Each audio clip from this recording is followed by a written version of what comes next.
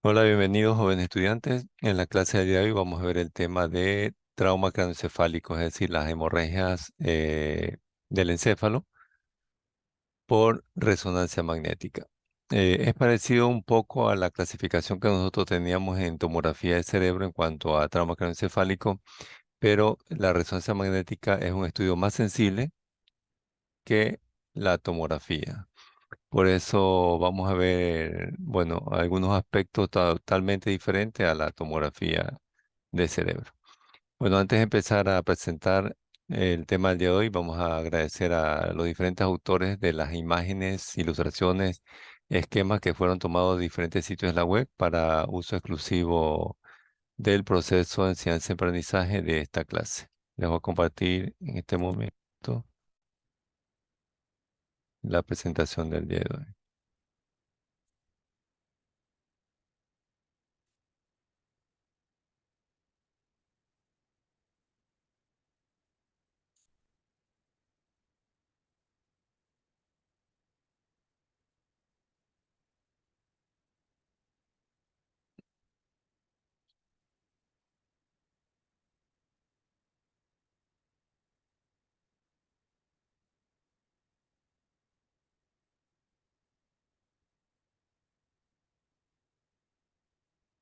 Ok, ahí estamos listos. Bueno, vamos a empezar a ver resonancia magnética en trauma craneoencefálico, es decir, en las hemorragias principales que hemos visto por tomografía. Bueno, aquí tenemos que nosotros recordar lo que hemos aprendido en asignaturas de semestres anteriores, es decir, lo que sucede en la sangre. En el trauma craneoencefálico lo que va a ocurrir, como vemos nosotros aquí en este esquema, es que el vaso posterior al trauma que ha sufrido se rompe y vierte la sangre. En la sangre tenemos nosotros los glóbulos rojos. Entonces los glóbulos rojos tienen en su interior la llamada hemoglobina. Recuerden que el momento que está en la sangre, la hemoglobina está en forma de oxiohemoglobina, es decir, la hemoglobina oxigenada. En este caso está de color rojo. Pero como va a pasar el tiempo, es decir, horas, días, por lo tanto, la oxiohemoglobina se va a transformar en desoxiohemoglobina, es decir, aquí de color azul, como estoy señalando en este momento. Pasa el tiempo y aquí comienza a transformarse la desoximoglobina en metahemoglobina intracelular, que está de color amarillo. Pasa el tiempo, entonces la metahemoglobina intracelular se transforma ahí, o sea, va a haber cambios a nivel de la metahemoglobina extracelular, entonces va a formarse la metahemoglobina extracelular. Por lo tanto, aquí va a haber una lisis de la pared de los glóbulos rojos, es decir, va a haber destrucción de la pared de los glóbulos rojos. Pasa el tiempo y ya en esta parte ya no existe parénquima. Es decir, todos estos cambios suceden aquí a nivel del parénquima más que todo, y aquí ya no hay parénquima y aquí ya hay líquido necrótico. Por lo tanto, se transforma la metahemoglobina y va a haber depósitos de hemosiderina y ferritina en la parte interna del glóbulo rojo. Posteriormente, comienza a haber reabsorción de líquido, es decir, de líquido necrótico, y se va a colapsar el hematoma. Es decir, todos estos cambios va a suceder al pasar el tiempo, desde que ocurre la hemorragia hasta ya de pronto de a la tercera, cuarta semana de evolución del trauma craneoencefálico. Es decir, que no se va a quedar por siempre la oximoglobina, sino que se va transformando. Esto aquí ocurre dentro de las primeras 24 horas. Esto aquí ocurre en el primero al segundo día.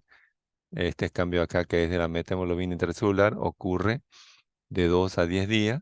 Posteriormente, la lisis de los glóbulos rojos y la transformación de metahemoglobina intracelular ocurre de 10 a 21 días hasta ya su cronicidad. Es decir, que estos cambios que suceden en la parte interna del glóbulo rojo va a generar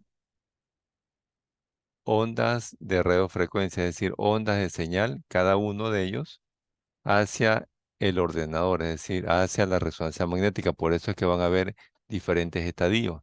Es decir, cada transformación de la hemoglobina va a generar diferentes estadios. Tenemos nosotros estadio agudo, subagudo y el tardío en tomografía. Acá nosotros vamos, digamos, a clasificar en 5 estadios: el hiperagudo, el agudo, el subagudo que lo dividimos en subagudo temprano, subagudo tardío y el estadio crónico. Entonces, a medida que se va transformando la hemoglobina, entonces va generando cambios. Esto sucede en la parte interna. En la resonancia sucede lo mismo, va a haber cambios en la intensidad de señal. ¿De qué? Del hematoma, del sangrado, de la hemorragia. Entonces no van a ver ustedes una coloración igual o semejante en un estadio que en otro estadio. Es decir, en el hiperagudo tendrá una coloración diferente, es decir, una señal de hiperintensidad diferente al estadio agudo o el estadio subagudo temprano o el estadio subagudo tardío. O de pronto, este cuadro aquí representa lo que sucede en la sangre de manera macroscópica. ¿Qué quiere decir eso? Que cuando ustedes de pronto ven sangre en el piso, en el primer día de la hemorragia, la ven roja rutilante, la ven líquida, pero cuando ya pasa el tiempo, es decir, llegan al mismo sitio donde estaba ese sangrado, después de 3 días ya la van a ver de otra manera. De pronto está un poquito más endurecida, de pronto ha cambiado de coloración, ya no se va a ver rojo rutilante, sino que se va a ver un rojo un poquito oscuro, etcétera.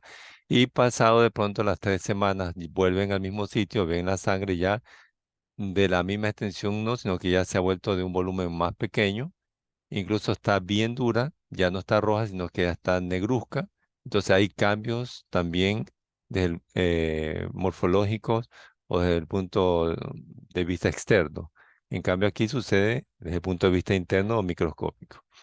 Veamos nosotros los 5 estadios, lo que le había nombrado: hiperagudo, agudo, su agudo que lo vamos a dividir en temprano y tardío, y el crónico. Recordando que en tomografía nosotros veíamos los 3 estadios. Teníamos el estadio agudo, su agudo y el crónico. Aquí vamos a tener 5 estadios. En cada estadio ustedes ven en la otra columna de la celda el comportamiento de la hemoglobina. Hiperagudo oxhemoglobina, agudo desoxhemoglobina. Su agudo temprano tengo la metahemoglobina intracelular, mientras que a la metahemoglobina extracelular tengo el subagudo tardío y acá tengo el estadio crónico. Recordando que cuando estamos en el estadio subagudo tardío, aquí ya va a haber lisis de los glóbulos rojos, es decir, de las paredes de los glóbulos rojos. A medida que va avanzando el tiempo, en estadio va desapareciendo lo que primero se encuentra en un hematoma, al menos en el parenquimatoso, el edema perilesional. Es decir, que tenemos edema perilesional desde el hiperagudo hasta subagudo temprano. Y ya va desapareciendo y desaparecen al subagudo tardío. En el crónico ya no debe haber edema perilesional. Porque recuerden que el edema perilesional es la respuesta del parénquima a la injuria que sucede, en este caso, a la contusión, a la hemorragia. Ya lo vamos a ver. Y si ya no vemos ver edema perilesional, por lo tanto, no vamos a observar nosotros efecto de masa. Quiere decir, desplazamiento de las líneas interhemisféricas hacia el lado contrario y también colapso semicolapso del ventrículo. Aquí ya no vamos a observar eso. ¿Por qué? Porque ya va a desaparecer el edema perilesional. Entonces, ¿qué es lo que sucede en el interior eh, cuando está ocurriendo o cuando ocurre el trauma craneoencefálico? La hemoglobina, como vimos en el cuadro anterior, y los derivados tienen distintas propiedades paramagnéticas. De ahí tenemos nosotros que hay sustancias diamagnéticas que no van a producir cambio alguno en la intensidad de señal del hematoma, es decir, en la coloración del hematoma. En cambio, también observamos nosotros sustancias paramagnéticas que sí van a producir cambios en la intensidad de señal del hematoma. Recuerden que teníamos algunas imágenes potenciadas que eran T1, T2, flare, difusión, EDC. Entonces, en esas imágenes potenciadas o secuencia es donde nosotros vamos a ver cambios en la intensidad de señal, en este caso del hematoma. Ahí tenemos un cuadro donde he puesto columnas para representar el contenido en cada celda de los diferentes estadios. Entonces aquí tenemos estadio, glóbulos rojos, cómo se encuentran. En cuanto a la pared, la hemoglobina, cómo se va a ver en T1, en T2 y en flare. Por ejemplo, tenemos aquí los 5 estadios: hiperagudo, agudo, suego temprano, suego tardío y el crónico. Y también tenemos ahí el tiempo en que sucede cada estadio. O de pronto también tenemos en cada celda, lo he representado de un color rojo, acorde a cómo nosotros vemos la sangre en cada estadio. En el hiperagudo, dentro de las primeras 24 horas, la sangre la vamos a ver roja rutilante y líquida. Pero a medida que va cambiando o va pasando el tiempo, los días, o va cambiando de estadio, ustedes ven que el fondo de cada celda se va a transformar en un color cada vez más oscuro, porque eso es lo que ocurre con la sangre al pasar el tiempo. Ahí tenemos cómo están los glóbulos rojos. Miren que aquí en el estadio pseudo tardío ya hay ruptura o lisis de la pared de los glóbulos rojos. La transformación de la hemoglobina, porque al pasar el tiempo no se va a quedar la hemoglobina como oxhemoglobina, tiene que transformarse según lo que hemos aprendido en semestres anteriores.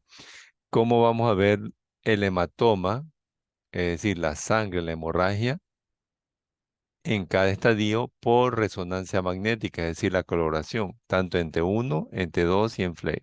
En T1 lo vamos a ver ISO ligeramente hipointenso, en T2 hiperintenso y en Flare lo vamos a ver hiperintenso.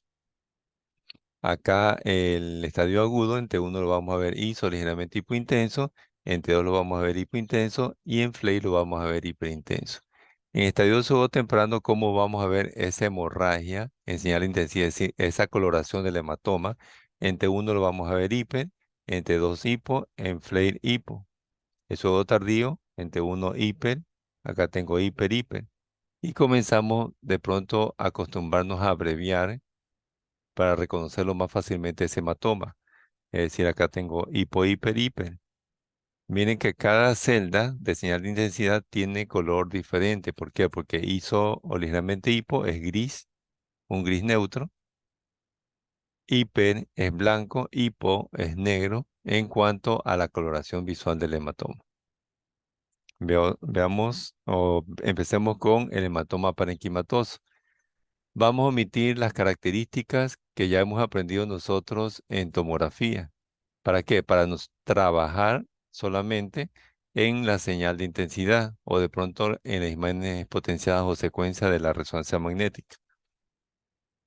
El resto es lo mismo. El resto significa que tiene forma redondeada o de forma ovoide, de bordes lobulados, con edema perilesional, etcétera, etcétera, y localizado en tal lóbulo.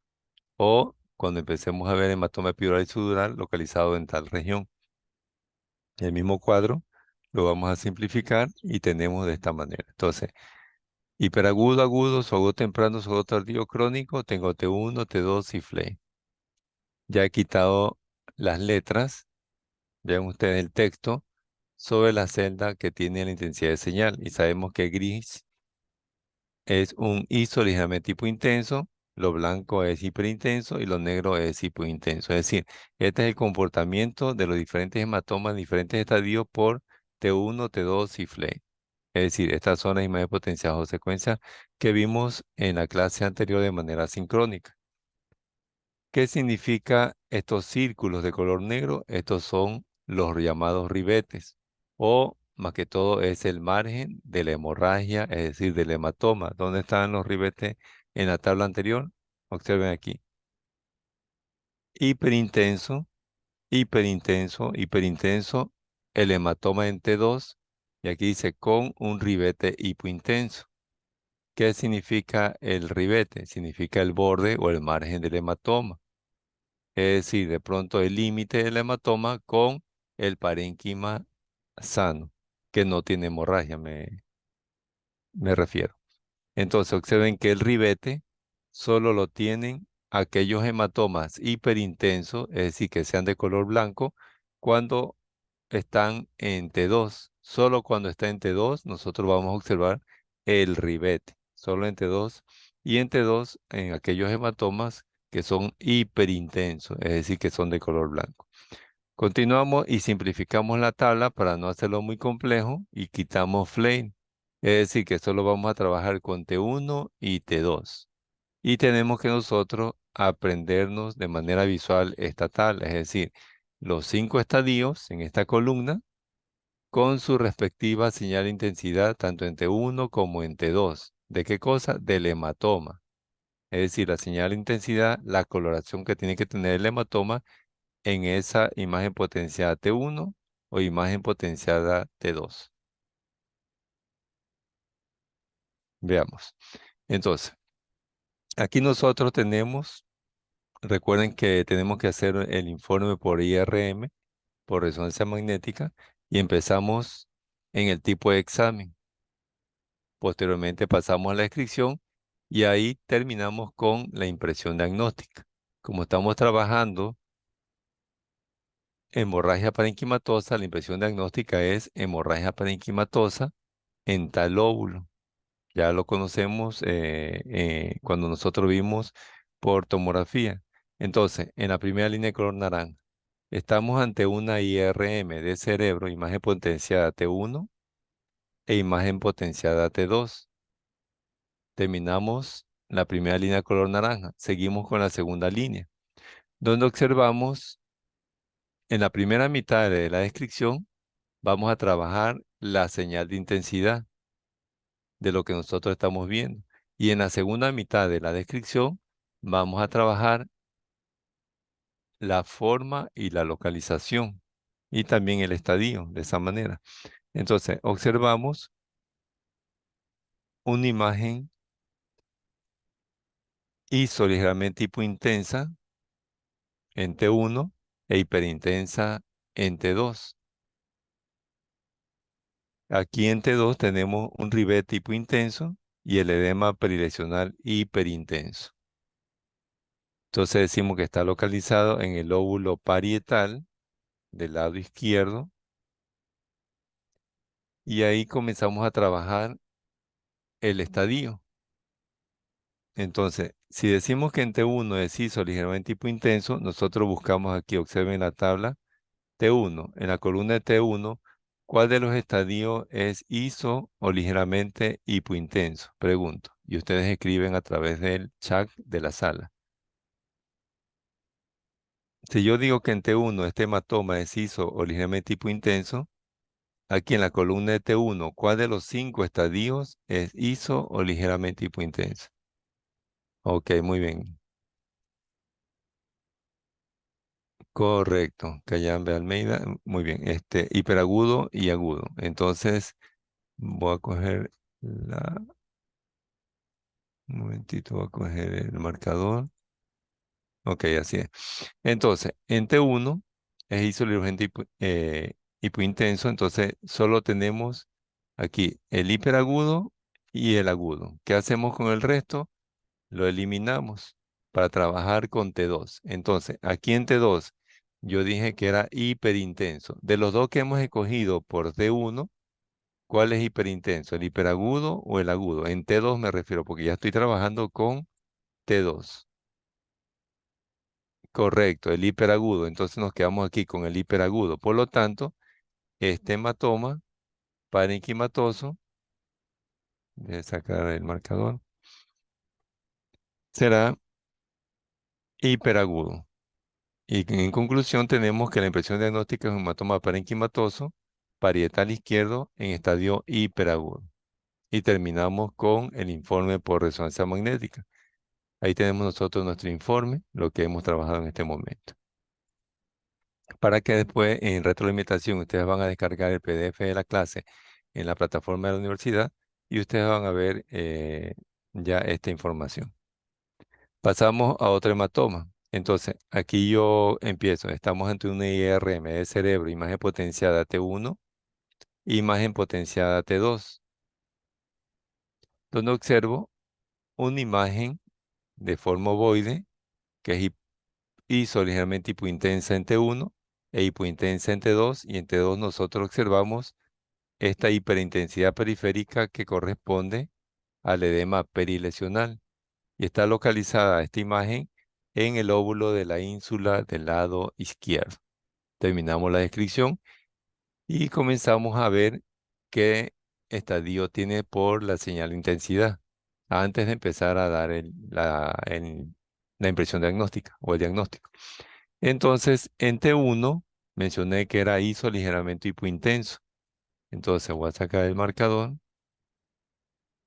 Entonces, nos vamos al cuadro de la señal de intensidad por estadios.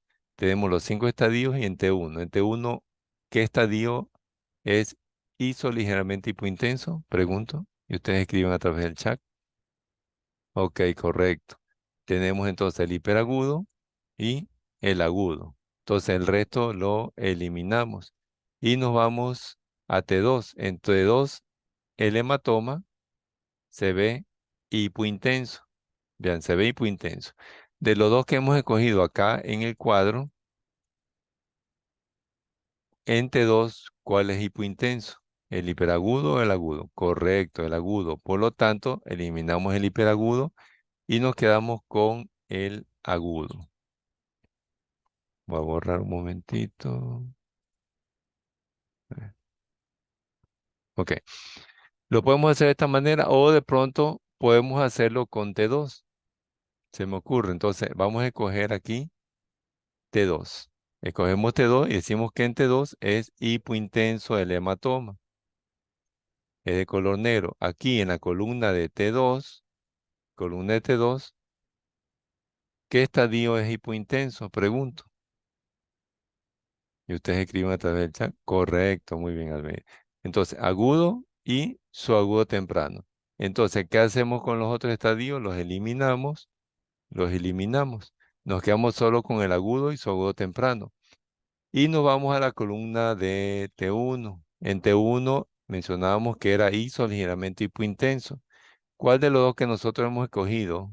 Porque hemos empezado por T2. El agudo solo temprano corresponde al diagnóstico según T1. Según T1 es ISO ligeramente hipointenso. Y ustedes escriben a través de chat la respuesta.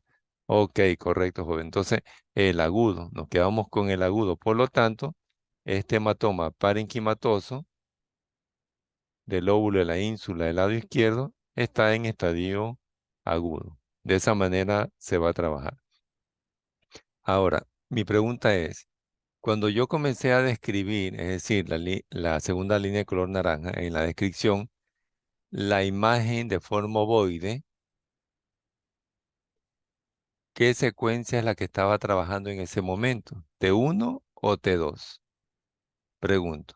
Cuando yo empecé a describir, se observa una imagen de forma ovoide y que es ligeramente hipointensa, que es hipointensa. ¿Con qué imagen de las dos empecé a trabajar? ¿T1 o T2?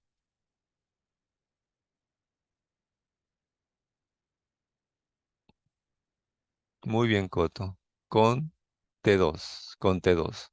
¿Por qué empecé a trabajar con T2? Porque en T1 yo no veo el hematoma. No veo el hematoma porque es hizo ligeramente hipointenso. No puedo discernir cuál es el hematoma porque hay otras estructuras que son hizo ligeramente hipointenso. Comencé a trabajar con T2. ¿Por qué? Porque en T2 yo sí veo el hematoma porque se lo ve hipointenso y tiene el edema perilesional hiperintenso. Por eso. En cambio, acá yo no veo el hematoma. Vean ustedes donde estoy señalando. Entonces, si no ve el hematoma, ¿por qué lo mencioné y por qué lo señalé en el momento que yo describí? Porque cuando yo describí, yo señalé aquí si no lo veo. Porque de pronto yo puedo señalar acá. Vean ustedes que se aparecen en las imágenes. Señalo acá. ¿Por qué yo señalé aquí si yo no lo veo? Pregunta. Y ustedes responden en el chat.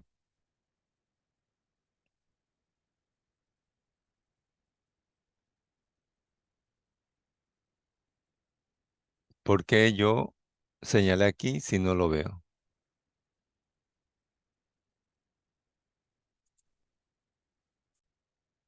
Muy bien, correcto Ávila y correcto Cayambe Mendoza también.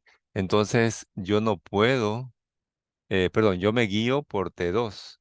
Vean ustedes, yo me guío por T2. Quiere decir que yo señalo acá porque yo vi ya que en T2 el hematoma estaba en el lóbulo de la ínsula, por lo tanto yo me guío por T2. Entonces yo señalo aquí T1, sin embargo no puedo ver o sea, definido el hematoma aquí en T1 porque es ISO o ligeramente hipointenso. Correcto, vamos, sigamos. Ahí tenemos nosotros el informe por IRM del hematoma agudo. Y nos vamos al otro hematoma. Bueno, aquí ya comenzamos a omitir algunas cosas y vemos el hematoma aquí. Hipo. Vean ustedes, hiper en T1, hipo en T2. Hipo, ¿en qué estadio lo encasillamos? este hematoma parenquimatoso parietal del lado izquierdo. Y ustedes me escriben a través del chat. Ok, sí. En el estadio Suago temprano. Muy bien, Coto. Suago temprano. Muy bien, Cayambe. Ok, Almeida. Está bien. Entonces, Suago temprano. Y pasamos al otro estadio. Hiper. Observen ustedes. Hiper. Aquí comenzamos a omitir que está colapsando el cuerno occipital, porque esto ya lo trabajamos en tomografía. Aquí mencionamos el Rivet tipo intenso y el edema peridicional hiperintenso. Y está localizado ¿en qué lóbulo? En el lóbulo occipital del lado izquierdo. Ok, muy bien. Está en estadio subagudo tardío. Así es. Así es, Reina. Así es, Mendoza. Hiper. Muy bien.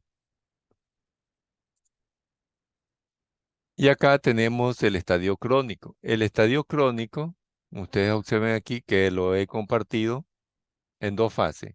Primera fase y segunda fase. ¿Por qué? Porque en la primera fase, en el estadio crónico, recuerden que aquí en este estadio ya hay necrosis del parénquima, no hay parénquima cerebral. Ya ese parénquima está necrosado, porque ya ha pasado más de 21 días, más de 3 semanas. Por lo tanto, al inicio, en la primera fase de este estadio, nosotros vamos a ver al hematoma no colapsado, es decir, lleno de líquido, líquido necrótico. Pero como va a pasar el tiempo, este líquido no va a permanecer ahí siempre. Por lo tanto, tiene que reabsorberse. Y aquí vemos la segunda fase que es colapsado. Es más o menos como, como que tenemos una vejiga de esas pequeñas, se llenan de agua, entonces decimos que no está colapsado. Y cuando nosotros sacamos el líquido, está colapsado. De esta manera vamos a ver el hematoma, es decir, esa hemorragia en el parénquima, que ya no hay parénquima, sino que es líquido, no colapsado y colapsado en el estadio crónico, en dos fases. Por eso nosotros vamos a tener dos señales de intensidad diferentes, más que todo en T2 o en su conjunto, T1 y T2. Cuando no está colapsado, lo vamos a ver hipo-hiper. ¿Por qué?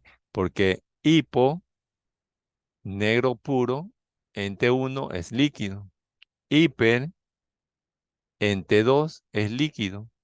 ¿Por qué líquido? Porque el LSD, recuerden, en los ventrículos laterales, por ejemplo, o en el espacio subaracnoideo, en T1 es hipointenso y en T2 es hiperintenso.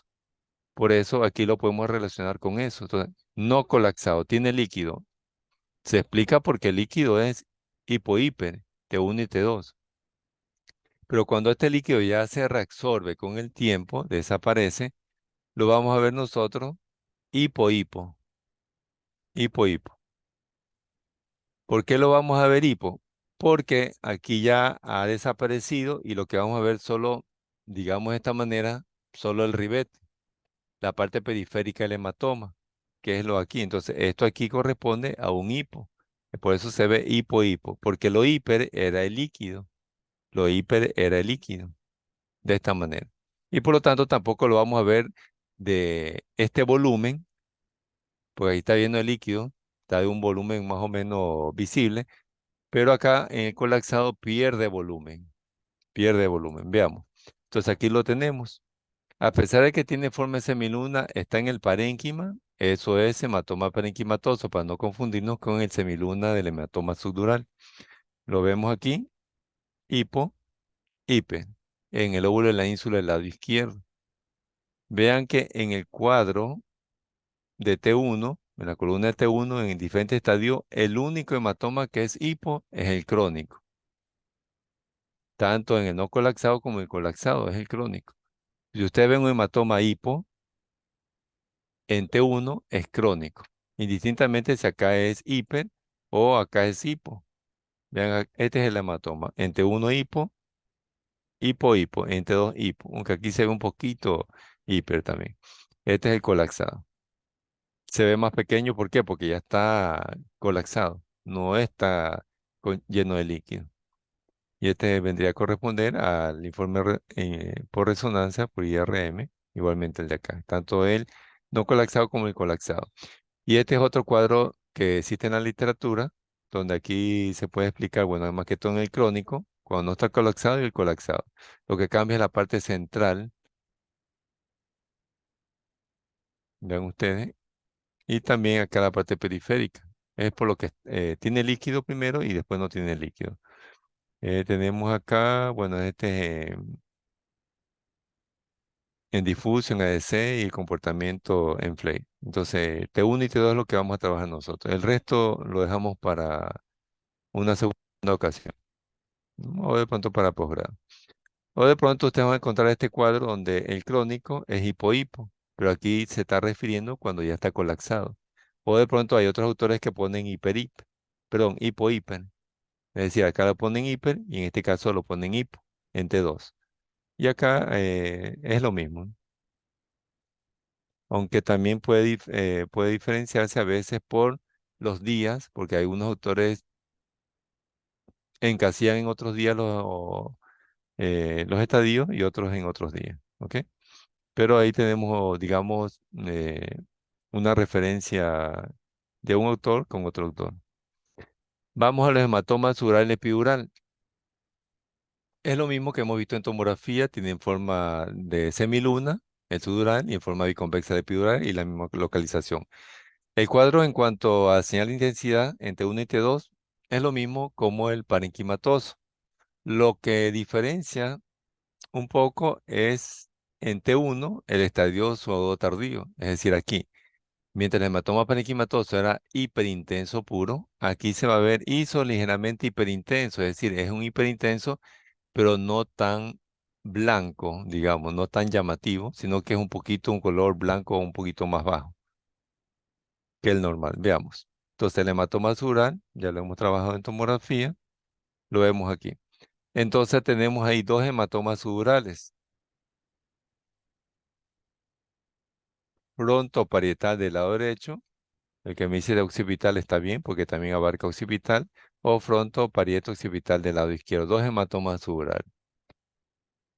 Entonces, ¿en qué estadio lo vamos a encasillar? Pregunto. Y usted responde a través del chat. ¿En qué estadio lo encasillamos?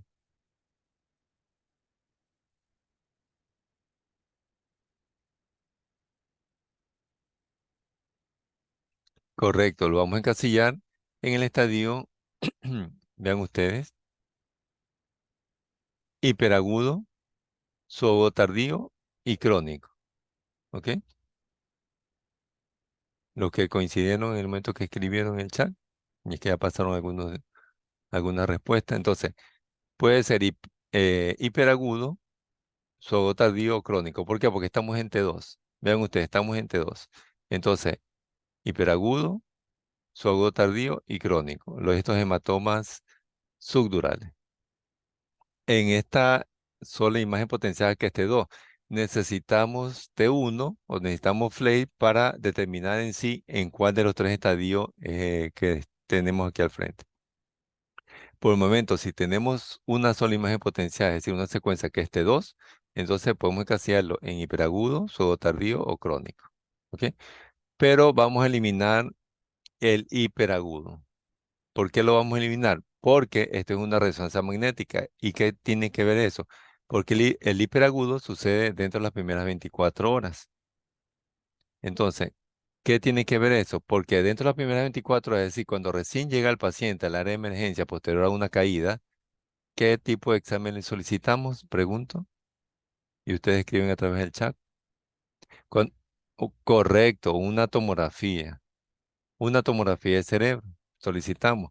Entonces, ¿qué es esto? Es una resonancia. Por eso vamos a eliminar el hiperagudo, porque no puede ser un hiperagudo, porque lo que le solicitamos primero, cuando llega el paciente al área de emergencia con un trauma craneoencefálico, corresponde a una tomografía. Pero no quiero decir que no sea un hiperagudo. Lo eliminamos porque lo primero que solicitamos es una tomografía. Nos quedamos con el segundo tardío o el crónico. Necesitamos T1 para ver si es hiperintenso, nos quedamos con el segundo tardío y si es hipointenso, nos quedamos con el crónico. ¿Ok? Pero para hacerles más sencilla la situación, vamos a decir que es crónico. ¿Por qué? Porque en el momento que nosotros vamos a poner su agudo, tenemos que pensar si es el temprano o si es el tardío. y como que vamos a confundirnos un poco. Entonces, por lo tanto, vamos a trabajar con el crónico. Pero pueden ponerle su agudo tardío también. El que se acuerde si es su agudo temprano o puede ser su agudo tardío. Vean que es totalmente diferente entre dos. El temprano es hipointenso y el tardío es hiperintenso que el que tenemos aquí al frente. De pronto nos hemos confundido al ver esta imagen de aquí, T2, con los espacios subaracnoides. Vean ustedes cómo son los espacios subaracnoides en T2 normal, donde no hay hematoma con hiperintensidad de señal. Aquí nosotros vemos la imagen en forma de semiluna, acá no vemos la imagen en forma de semiluna, porque a veces nos confundimos y decimos, no, es una IRMT2 normal. ¿Por qué? Porque la parte periférica es hiperintensa, pero no, aquí se forma una imagen en semiluna que a veces nos puede confundir. ¿Por qué? Porque el espacio subaracnoide es blanco también, es hiperintenso en este estadio. Vean ustedes aquí, el espacio subaracnoide. ¿Ok? Y continuamos. Acá tenemos dos hematomas subdurales, parieto temporal o temporoparietal, que es lo mismo. Vean que es un plano coronal. ¿En qué estadio lo encasillamos? Pregunto. El derecho y el izquierdo. Vamos a trabajar en el chat. ¿En qué estadio encasillamos el derecho? Pregunto. Correcto, azogudo tardío. ¿Y el izquierdo?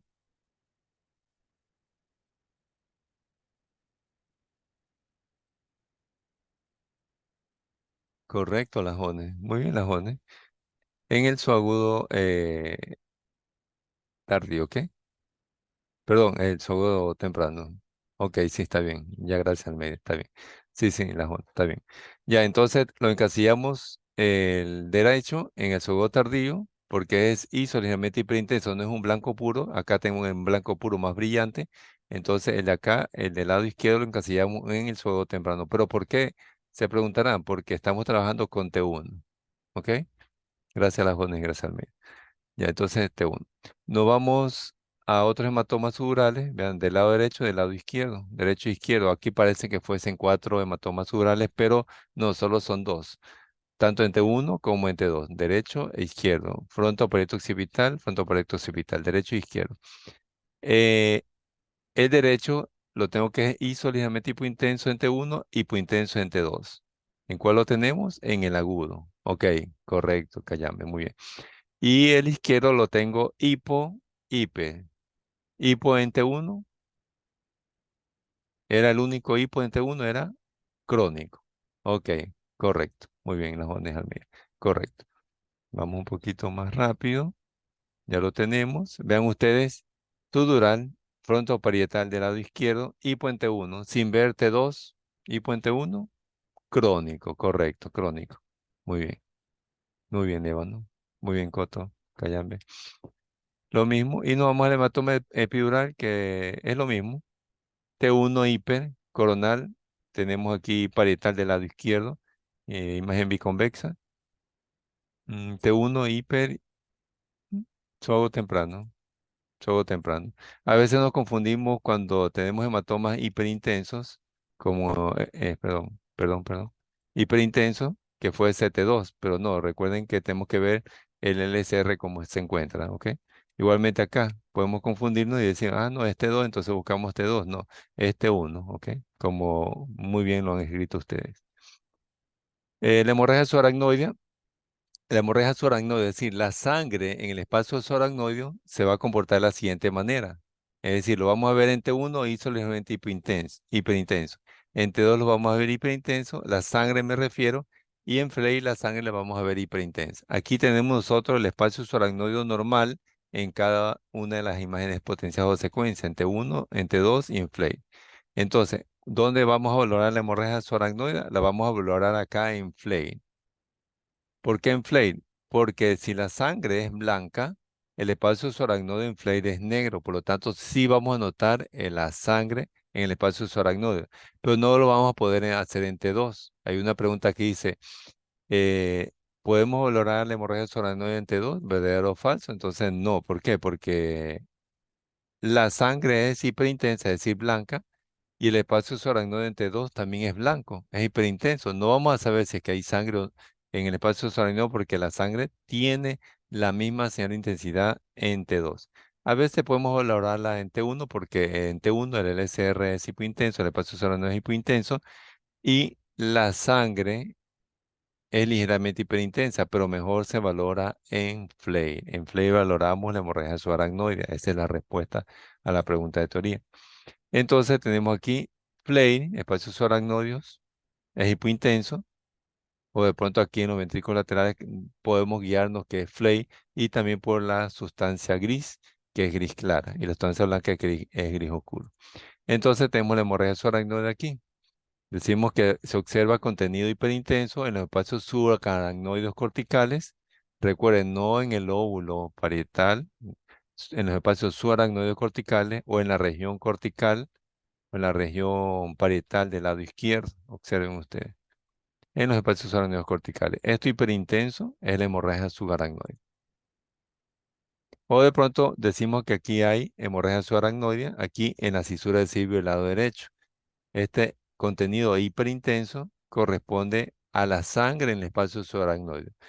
¿Cómo es normalmente la fisura de Silvio normal? Vean ustedes, hipointensa. Normal. ¿Por qué es hipointensa? Porque no tiene sangre. La sangre se ve hiperintensa. Aquí vemos nosotros una estructura vascular hipointensa, es decir, de color negro en forma ramificada, que no la vemos nosotros acá en la fisura de Silvio del lado contrario. ¿Por qué? Porque aquí no hay hemorragia. La hemorragia si es hiperintensa, podemos ver esta estructura vascular que es la arteria cerebral media del lado derecho. Aquí lo podemos ver porque hay un fondo de color blanco que es la hemorragia subaracnoide. Acá no. Acá debería estar, pero no la vemos. Pero sí está aquí. Nos vamos y terminamos con la lesión o daño zonal difuso. Este tipo de lesión va a ocurrir aquí en lugares especiales de parénquima encefálico, en este caso en la sustancia blanca, subcortical, o de pronto en los núcleos basales. Y son imágenes o son lesiones puntiformes de bordes totalmente irregulares. Entonces, este tipo de lesión es producto del estiramiento de fibras nerviosas de la sustancia blanca que ocurre en aquellas patologías donde hay un trauma de aceleración y desaceleración, es decir, en el traumatismo llamado en latigazo, es decir, donde el paciente, el trauma lo ha sufrido cuando se va hacia adelante y se va hacia atrás, tanto en el copiloto como el conductor. Son impactos de alta energía y estos son los sitios anatómicos donde ocurre este tipo de lesión. Sustancia blanca, cuerpo calloso, cápsula interna, ganglios basales, sustancia blanca cerebelosa y tronco cerebral. Y vamos a ver nosotros lesiones puntiformes o a veces cuando están agrupadas un poquito redondeadas de bordes irregulares totalmente. ¿Dónde ocurre la lesión? Aquí, en el axón. Por eso se llama lesión o daño axonal difuso, porque solo ocurre aquí en el axón, no en el núcleo ni en las dendritas. ¿Y dónde tenemos nosotros axón? En la sustancia blanca y en los lugares donde he mencionado anteriormente, no en la sustancia gris. Vean que en la sustancia gris tenemos nosotros el núcleo de las dendritas. Este es el traumatismo que ocurre brusco en aceleración o desaceleración, es decir, hacia adelante y hacia atrás, el mecanismo de latigazo. Lo mismo vemos. En este tipo de patología tenemos tanto lesión axonal difusa de tipo edematoso, es decir, que ocurre solo edema posterior al trauma, o de tipo hemorrágico, es decir, que ocurre un sangrado después del trauma. Y lo tenemos de este tipo de lesión, es decir, de este aspecto, puntiforme, redondeado de bordes irregulares. Entonces, la lesión axonal difusa, nosotros lo vamos a valorar aquí en T2. ¿Por qué en T2? Porque en T2 se ve la señal de intensidad característica de cada tipo, es decir, de hematosa se va a ver hiperintenso y el hemorrágico se va a ver hipointenso. Recuerden que en T2, en el estadio agudo, cuando trabajamos la hemorragia parenquimatosa, la veíamos nosotros hipointensa. Quiere decir que el hematoso lo vamos a ver hiperintenso, como lo estoy enseñando en este momento, en esta celda en T2, y el hemorrágico lo vamos a ver hipointenso, justo aquí. Por ejemplo, se me ocurre, edematoso, pongo por ejemplo en la extremidad, cuando se golpea el dedo del paciente, se edematiza, eso es edema, y en resonancia magnética a nivel encefálico lo vamos a ver hiperintenso. O de pronto, acá observen el cambio de coloración, hay hemorragia, se han roto los vasos, Entonces hay una hemorragia acá, hay una hemorragia y se va a ver hipointenso. Eso es lo que ocurre acá por resonancia magnética. Entonces tenemos aquí lesión axonal difusa, esta imagen de aquí, redondeada, hiperintensa en T2. Solo en T2 vamos a trabajar lesión axonal difusa, en T2, de bordes más definidos. Entonces decimos que es una lesión axonal difusa de tipo edematosa. Por lo contrario, acá vemos nosotros imágenes redondeadas pequeñas de bordes irregulares, hipointensa, entonces esta es hemorrágica. Tenemos edematosa y hemorrágica. Hematosa hiperintensa, hemorrágica hipointensa. Edematosa igual líquido, por eso es hiperintenso, blanco, porque hiperintenso es el LSR que es líquido. Todo lo que es líquido en T2 es hiperintenso.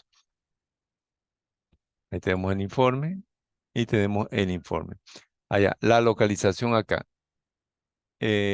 Acá está localizada en la rodilla, perdón, en el rodete del cuerpo calloso, porque recuerden que el cuerpo calloso en la parte anterior está la rodilla, está entre los dos cuernos frontales de los ventrículos laterales, bueno, no lo vemos aquí, y acá entre los dos cuernos occipitales de los ventrículos laterales tenemos el rodete del cuerpo calloso, pero que no lo valoramos tanto por anatomía en el corte axial, sino que en el corte sagital, como lo hemos visto nosotros en la asignatura de neuroanatomía en siglos anteriores. Entonces, tenemos aquí en el esquema el cuerpo calloso, la rodilla, el cuerpo propiamente dicho y el rodete también llamado esplenio. El rodete se encuentra entre los dos cuernos occipitales de los ventrículos laterales y en la rodilla lo encontramos entre los dos cuernos frontales de los ventrículos laterales. Pero lo vemos mejor el cuerpo calloso en un plano sagital. Ahí vemos todo el contorno del cuerpo calloso. Observen aquí la imagen. La rodilla, el cuerpo y el rodete. Esta es la intensidad de señal normal y homogénea en T2, porque este es T2. Recuerden el espacio subaracno del LSR hiperintenso, esto es T2, lo vemos normalmente. Pero en la lesión axonal difusa nosotros vamos a encontrar aquí en el cuerpo calloso imágenes, aquí hay una, acá hay otra, redondeadas, hiperintensas de borde mal definido. Entonces una lesión axonal, axonal difusa o daño axonal difuso de tipo edematoso, de tipo edematoso. Y acá tenemos de tipo hemorrágico. Ven ustedes, imágenes redondeadas de bordes más definidos que una de mayor tamaño, hipointensas. Entonces de tipo hemorrágico. Cuando nosotros decimos lesión axonal difusa de tipo hemorrágico, quiere decir que hay una hemorragia. Hay una hemorragia. ¿En dónde? Aquí en el parénquima cerebral. Si recordamos la tomografía, observamos aquí imágenes, aquí, está aquí, y la acá es más pequeñita, redondeadas, hiperdensas. Por aquí de pronto digo, bueno, pues un pedacito de halo hipodenso, que es el edema perilesional. Vean ustedes aquí. Entonces, en tomografía, nosotros esto aquí lo encasillamos como hemorragia parenquimatosa. Entonces, una lección axonal difusa de tipo hemorrágico en una IRM no es más que una hemorragia parenquimatosa. Una hemorragia parenquimatosa. Entonces, ¿pero qué vamos a decir en diagnóstico? Lesión axonal difusa de tipo hemorrágico. Entonces, se parece mucho a la hemorragia parenquimatosa que hemos tratado en tomografía. Sí, es la misma, sino que cuando nosotros ingresamos al paciente, está inconsciente, le hacemos una tomografía y encontramos una hemorragia parenquimatosa, la encasillamos de esa manera, de manera muy general, hemorragia parenquimatosa. Pero después, una vez que ya ingresamos al paciente, lo estabilizamos, tenemos que investigar de dónde viene esa hemorragia parenquimatosa. Si el paciente sufrió un trauma, un accidente de tránsito, una caída, etcétera, entonces esa hemorragia parenquimatosa que nosotros vemos en la tomografía será de origen traumático. Pero si el paciente estuvo de pronto en su casa, estaba viendo televisión, no sufrió un trauma, entonces tenemos que investigar ya de dónde vino esa hemorragia parenquimatosa. Entonces, de pronto vino de una malformación vascular, de pronto eh, hipertenso, de pronto se me ocurre tenía un tumor, etcétera, etcétera. Pero Si fue por trauma, depende del trauma. Si es un trauma contuso directo, entonces vamos a ver ese hematoma que trabajamos nosotros en tomografía. Pero si el paciente sufrió un accidente de tránsito y sufrió el traumatismo de latigazo, de hacia adelante hacia atrás, y vemos nosotros múltiples hemorragias parenquimatosas como las que estoy señalando en este momento, o sea, pequeñas y múltiples de sustancia blanca, entonces decimos que es una lesión axonal difusa, en este caso de tipo hemorrágica. Por tomografía o por resonancia magnética, depende del mecanismo del trauma por accidente de tránsito. Bueno. ¿Hay alguna pregunta, alguna inquietud, jóvenes? Notarán la diferencia que en tomografía es, digamos,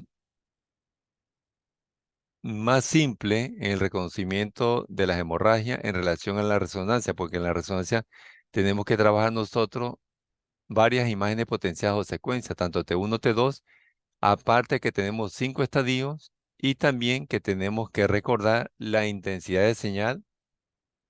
Es decir, la coloración de cada hematoma por estadio y por imagen potencial T1, T2, FLAIR. ¿Ok? Inquietudes jóvenes, preguntas. Antes de tomar la asistencia, vamos a encender las cámaras para hacer un captura de pantalla. Voy a prender modo galería. Ok, gracias jóvenes.